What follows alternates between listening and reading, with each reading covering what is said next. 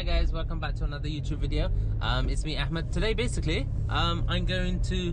Last week, I done the Honda CR-V. I don't know if you guys watched that video, but today I'm going to be reviewing my vwup. This here, what I'm in at the moment, is a 2012 vwup. It's the move up spec, so it's got the electric windows, electric mirrors, body-colored door handles, body-colored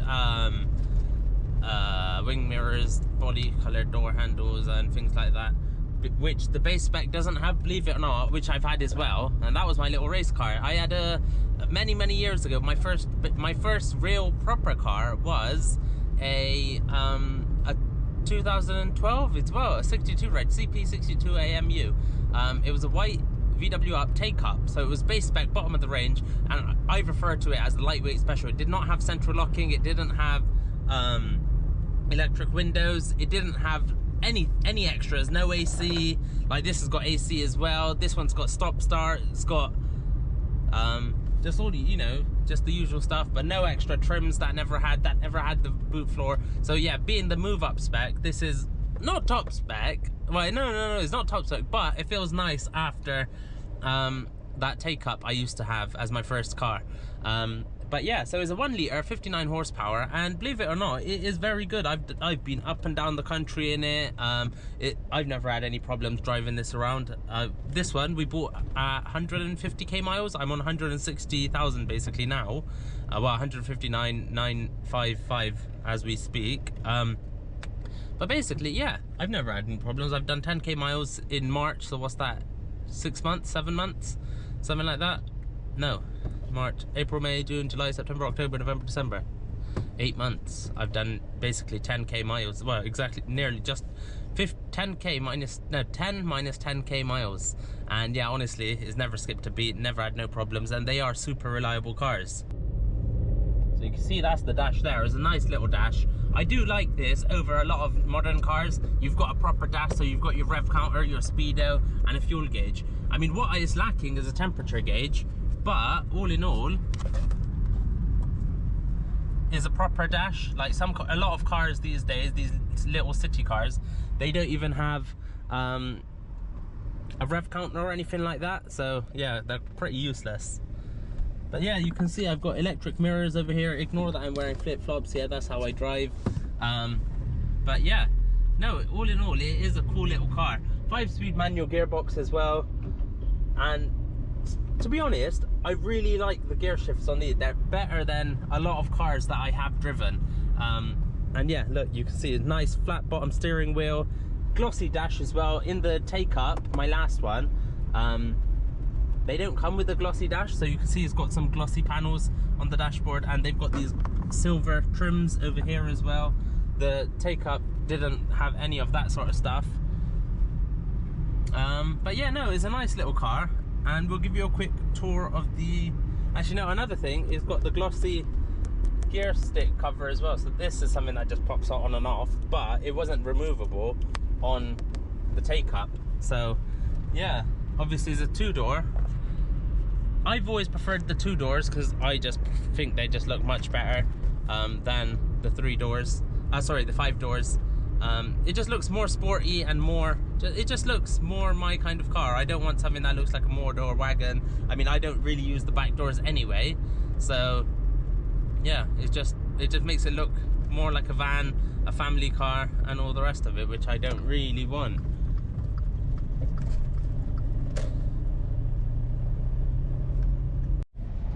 So basically, I've come to my little drag strip. You know, this is where when I done the intake resonator delete on my Silverup, which I got rid of. Anyway, but yeah. So what I'm gonna do is let's see what the 0 to 60 is. I've never actually measured it. I'll put a timer on screen and then see what it works out to be at. So if I put this here, turn the lights on so you've got a chance of seeing.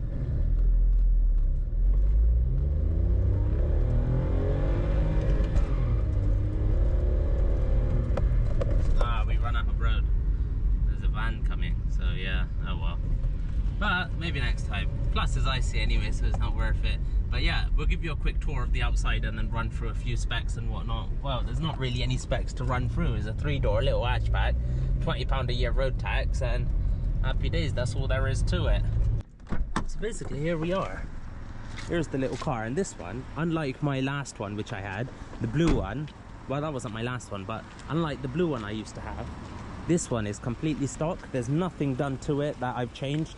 I literally haven't even serviced it since I've got it. So yeah, I've literally just sat in this, got in, jumped in and driven.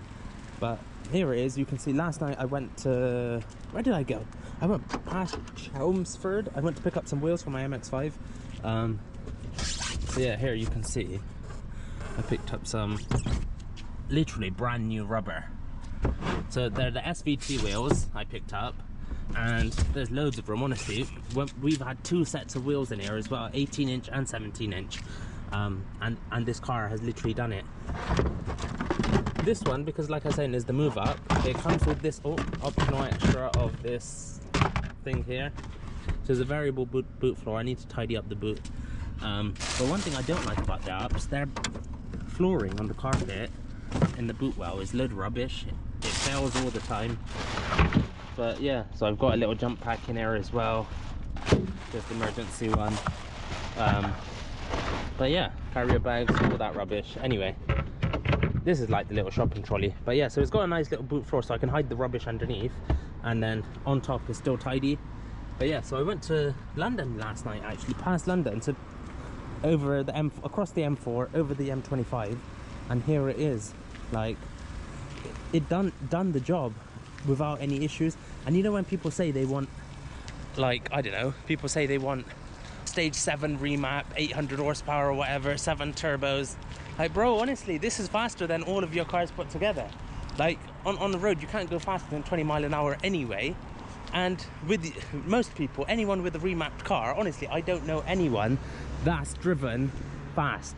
Everyone's got the car, all show, no go sort of thing. Like, honestly, people remap their cars, do all this to it, do all that, but they're the slowest on the motorway. This, 70 miles an hour, we were overtaking everything. Nobody actually goes faster than 70. I've never seen anyone on the motorway. I've done motorway miles, honestly. I've never seen anyone in a petrol car. It's always the dirty diesels or the van that is flying, the man in a van.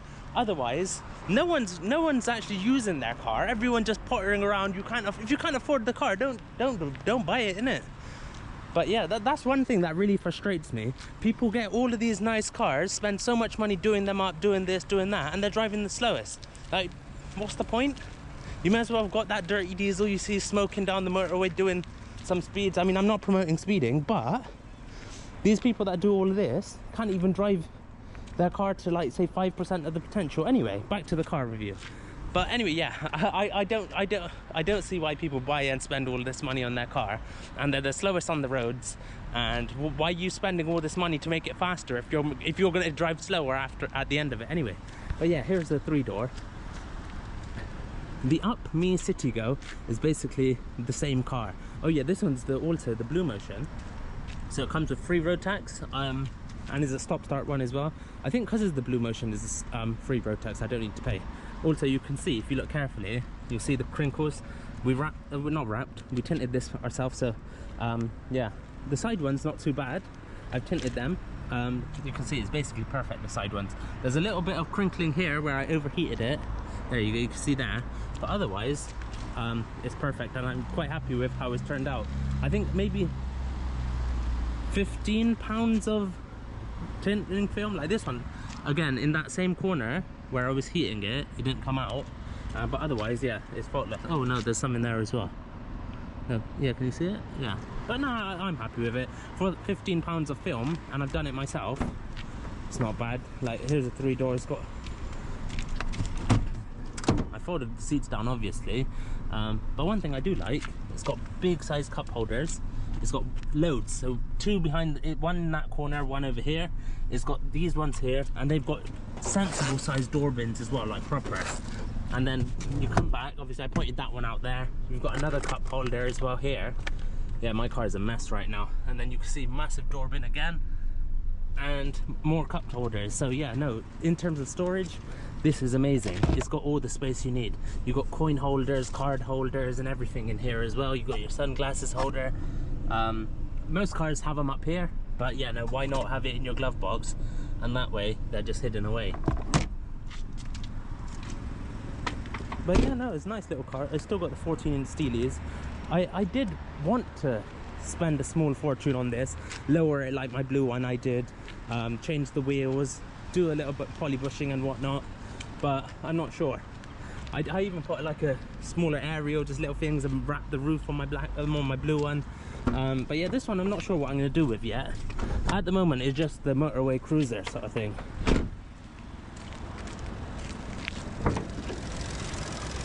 So yeah, here's the engine bay. It's a nice little engine bay.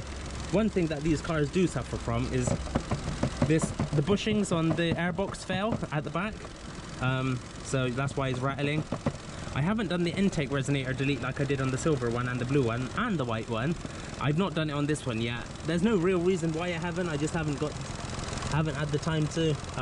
But before I do want to give it a service because I don't know what condition it is in. Like I said, I bought it 150,000 miles. I've not spent a penny on it. And like, look, it's here in front of you. Now he's on 160,000 miles. And yeah, so I think now I'm going to give it a full service. I'll try to film everything and put it on the channel, because this is sort of like a car I'm actually using, so it'll probably be here for a while. I say that, but then every time I say I'll do something to it, the car is gone. Like I said, the black CRV I'd done the video on last week, sorry, that's gone as well. Like, I've sold it now, just got bored of it. I put it up and it's gone. But yeah, no. So, should you buy? I don't know what I'm going to call this video. It's just a review. What my views are on the Up. I think is a brilliant car, to be honest. I don't. It's quick enough. It is quick. Honestly, I'll give you a good run for your money in your car. And this is on stock 14s, mind. It's little skinny bottle top wheels. It's never. I'm not going to say never had a service. I don't know when the last time this has had a service. And honestly, it goes. But hopefully I'll be going later on to get some parts for it, and then we'll put some videos up on this as well, a little quick service, how to do this, how to do that. But yeah, I think this is the ultimate car, when not just for learning to drive in, is perfect for learning to drive for like new drivers. It's cheapest on insurance because it's a Group 1 car, cheapest on road tax because it's free road tax, and worst comes to worst, if you get like my blue one and the silver one and the white one, they're going to be £20 a year, which is nothing. £20, you can't even buy a Tesco meal deal on a good day sort of for that. Do you know what I mean? But yeah, so £20 for a year road tax, that's pretty mint. So yeah, in terms of running costs is brilliant. Last night we calculated when I went to London, the way up I done it on 46 mpg, and that's me driving mine, so that'll give you an idea of what it can actually do if you're driving sensibly. And I'm talking now, if you drive normally, not even sensibly, you'll probably easily hit 60 mpg, because that's what my dad gets all the time. But like, obviously when I'm driving is a different ballpark. But yeah, no, all in all, it is, in terms of running costs, I'll give you a quick summary of little things. So in terms of running costs, yeah, it is cheap as chips. You can't really get any cheaper than this. So fuel, pennies, road tax, free, insurance, cheapest, lowest insurance group because it's Group 1. What else is there in terms of running costs? Tires, like I only go through tires. In terms of running cost, yeah, that's another thing. You drive any other car, you're gonna go through tires quickly. This got no weight, it's got no power, it's got no nothing. So you're never really going through. I go through tires maybe every 6 months sort of thing when I was driving them. I mean, I'm not driving like my Type R. It's not even been 6 months and I've gone through my front tires.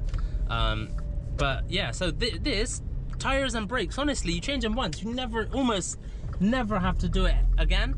Like in my blue one, I done it one overhaul. When I bought the car, I bought it on 18,000 miles, and just before I was going to do the track day, I've replaced the rear piston, the rear whole drum assembly, the fitting kit. I done the front calipers. I didn't rebuild them. I just opened up and cleaned them, and then just new disc and pads. Slide pins were exactly the same. They were on the Up. I didn't need to change them, and I give it a good brake fluid flush with racing brake fluid. So honestly, I done that once, and I done the track day in it. I mean, I did kind of kill the brake fluid on the track day. But after that, I've bled it once more, and honestly, I'd done maybe 60-70,000 miles in that car, and before I got rid of it, before I went to Pakistan, and it never honestly give me any troubles with the brakes, and I give the brakes a good time for like honestly, I make the brakes work. But yeah, so running costs, nothing, honestly. So it's so reliable. Alhamdulillah, I've never had any issues with any of my cars, like any of my ups especially. So that's running costs done. What else shall I let you know of? Well, that's all anyone really looks at, really. What's the running costs of a car, and is it reliable? In terms of comfort, the boot is big enough. We've been to Scotland in this car, honestly. We've been to Scotland with the family, loaded, with like all the seats taken. It's not too tight in the back. Obviously, I got some wheels in the back, which is making it look a bit cramped. But once it's all up, I'll show you guys later. But it's not actually too bad of a car to actually drive 4up. And again, on a motorway, you'd think, oh, your 4up is going to bog it down, is going to do it. No, it deals with it. It deals with it perfectly fine. Obviously, is a car, obviously, is made to be driven 4up. I mean, like, I don't understand when someone says, like, oh, your car's full, is going to affect this. I mean, it does obviously make the car work a little bit harder, but it does it. It's not like, oh, no, now you can't drive. So, yeah, I mean, I've driven this everywhere. Practicality, the one thing I don't like, because I use it as a daily and with the family as well, is a free door. So you got monkeys climbing in and wrenching the seat, folding that seat. I'd never let anyone fold my seat. If you want to come in, you got to fold the passenger seat. Passenger's got to get out, or passenger's got to lean forward and let someone in the back. Otherwise, you ain't getting in. So in a way, it's controlled, and I can see no monkey's just gonna randomly open the door, and you know, do you know what I mean? And also, that's another thing I like about it, because I do deliveries and go into like weird areas as well. I've done deliveries, and I've just, you know, when you're driving in some areas, because I go buy car parts, so I'm going into just some weird areas, and I don't want to be driving through somewhere and someone starts opening the back doors and jumping in. Do you know what I mean? Like this, I've got the front doors. If I need to yank it closed, it's only that door that I need to worry about, which I can reach, and because it's a small car. Whereas if it was a 4-door, people climb. If someone was to start running in from the back over there and over there, I just headache. I can't be bothered with that. Do you know what I mean? But yeah, so there's pros and cons with the 3-door, but it looks better by far. Looks so much more sportier and a cleaner look. But yeah, and for the driver, because most of the time I'm only going to be driving to work and whatnot, or on my own. Like last night, it was just me and my dad that went up to London, so it's just us two in the front. The back is empty, and we can like recline our seat or whatever. Do you know what I mean? You've got the space. Whereas with the 4-door, you're literally sat more closer because the seat is closer. You haven't got that much room, unlike leg room, unlike this 3-door. But yeah, there's not really much to it. But would I recommend an up? 100%. I think not even for a first car, like I said. I think for any car, like we've been, like most of my miles is up and down the motorway, and it is perfect for it. It's affordable. If you need to do like a last minute mission up the motorway for whatever, I've gone to see cars, I've gone to buy cars, I've gone to get bits and bobs for cars. Like if we want to go somewhere, just spontaneously, we want to go for a road trip down Brecons or whatever. This, more than likely, you've already got like last month's fuel in it, and you just jump in and go, and you're back, and you haven't even, like, the fuel is still in the car sort of thing. Whereas anything else, you got to plan your journey, you got to, you know, I don't know, do you know what I mean? Like, you have to, oh, now I got to allow for £30 fuel to go there, £40 to come back, and all the rest of it. This is so, alhamdulillah, man, it's good, it's amazing on fuel, it's good on fuel. I mean, I don't like the power side of things, because I do find it quite slow. So, like, you have to drop gears quite a bit for it to shift, but once it does pick up, it does get going. I've got a bit of clutch slip at the moment because there's a high clutch, and that's partially why I got the car cheap. But even with a really high clutch, you can really still send it. You can hear that clutch screaming. But yeah, it's not actually that bad of a car. That's what I'm saying. So anyone that thinks they need a Golf GTI or anything like that, and bear in mind, I've not even done the resonator delete. Once I do that, it honestly sounds like an animal. See that clutch slip?